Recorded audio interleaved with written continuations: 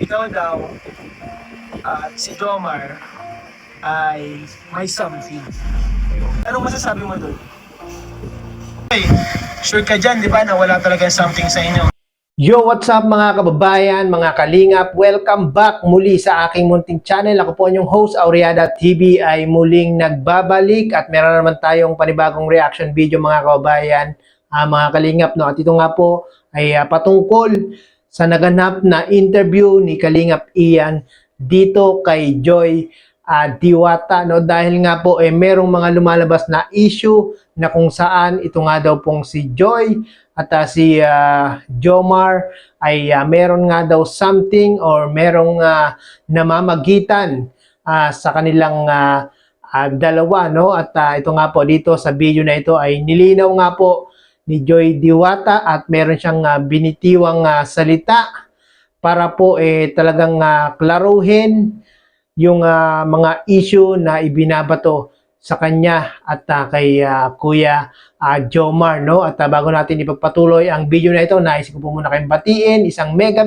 love shout out po. Nawa ay nasa mga mabubuti po kayong mga kalagayan habang pinapanood ang video na ito. At nais kong mag-remind sa mga hindi pa po nakasubscribe kay Kuya Bal Santos Matubang, Kalingap Rob, Ate Edna Vlogs, Kuya Jomar Vlog, paki-subscribe nyo na po sila mga kababayan, mga kalingap. At syempre, ang aking mga kasamahang mga K-Roar, Kalingap Rob Official Reactor, paki-subscribe nyo na po yung aking mga kasamahan, yung aking mga kagrupo, no?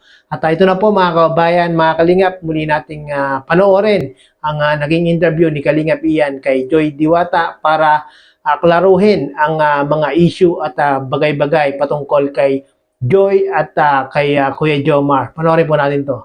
Ito, may tanong pa akong isa. Yung mga issue rin ngayon, yung mga comments na sabi na ikaw daw at si Jomar ay may something. Maraming nagtatanong. Maraming nagtatanong. Sobrang dami nagtatanong. And yung iba, parang kinukonklud daw talaga nila na meron. Parang alam mo yun, parang sure sila. And anong masasabi mo doon? Na ano po, na hindi po totoo yun. Kasi magkakaibigan naman po tayo po. Pero hindi ko po alam kung bakit makakita po nila na may something po sabi ni Kuya Jomar po. Kasi siguro lang yung misinterpret nila kapag nagiging close, kapag nagiging kakaibigan. And ngayon siguro kapag magkatabi lang, namamali sa atin na tulong kahit na tayong dalawa na nagkakatabi, di naman di naman na-issue. Pero hindi ko lang din nagustuhan doon sa totoo lang, medyo off na at medyo talagang foul na. Pati po yung asawa ko, nagkaroon lang ng picture nakatabi si Ed, sinabi na naman at parang posible daw si Jomar.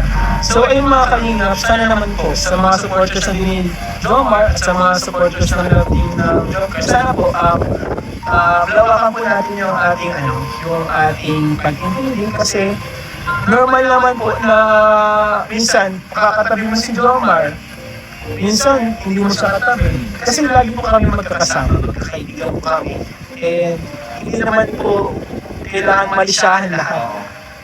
Kunyari ako magtabi pala ako kay Jack, gusto ko na si Jack, hindi naman po ganun mga kaingat. Sana po wag po natin bigyan malisya yung mga ganung bagay. Tulad yung Joy, Joy, sure ka dyan, di ba, na wala talagang something sa inyo? Promise? So, ayun po mga kaingat. Wala. And ako po mismo magsasabi sa inyo na sobrang totoo na wala pong Joy at Jomar na something. Wala po talaga something. Promise. Kami po mismo at syempre dito talk lang po tayo ngayon. Walang showbiz. So, totoo po ito mga kaingat. Hindi naman po namin kayo lolokohin. So yun na nga po no, mga kababayan, mga kalingap, napanood po natin ang interview ni Kalingap Ian dito kay Joy Diwata na kung saan merong mga gumagawa ng issue na si Joy daw nga po at si Jomar ay merong something at merong namamagitan at dahil nga po sa issue na yan ay marami po ang humuhusga sa pagkatao ni Joy, marami po ang nambabash kay Joy. Kaya nga po itong si Joy ayaw na nga daw pong magbukas ng YouTube, no? At sa interview na ito na pinamagatang Real Talk ay talagang sinabi na ni Joy yung totoo at meron siyang binitiwang salita na kung saan ay wala nga daw pong something sa kanila ni Kuya Jomar at walang namamagitan sa kanilang dalawa at nag-promise nga po si Joy na wala daw po talaga, no, mga kabayan, mga kalingap, sa mga gumawa ng issue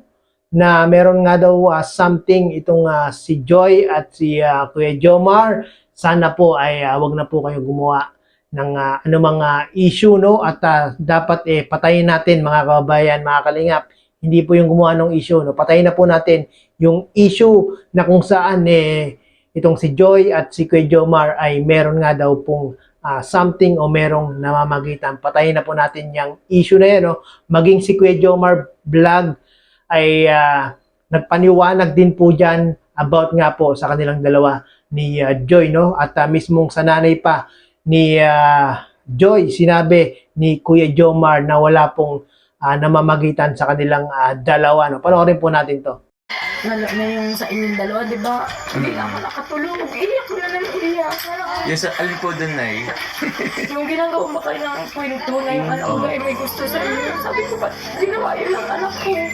Opo. Ay, hindi ko pa nga siya nakakausap. Kaya sabi ko, ipauwiin mo anak ko, ba't ganun? Sabi ko, patuloy ko kailan siya nagkaisip. Saka naman yung ginawa yung... Wala po na, hindi po yung totoo.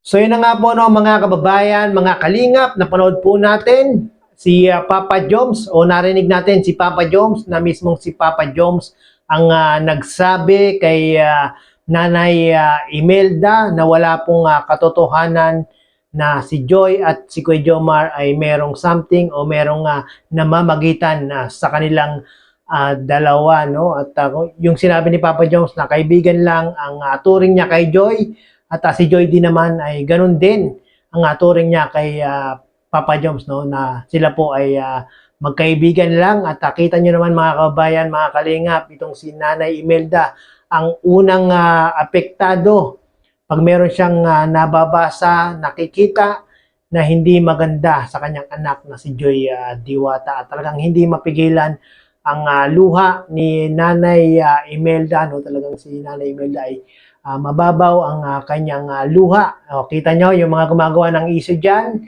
yung mga nambabash kay Joy, yan po ang epekto. Nakita nyo naman, hindi ba kayo naawa kay Nanay Imelda? Lagi na lang umiiyak. Sana po ay tigilan nyo na po ang paggawa ng issue patungkol kay Jomar at kay Joy, no, at pambabash kay Joy, at wala naman po dapat ikabas si Joy, no, mga kababayan, mga kalingap, at mabait na bata naman po itong si Joy, no.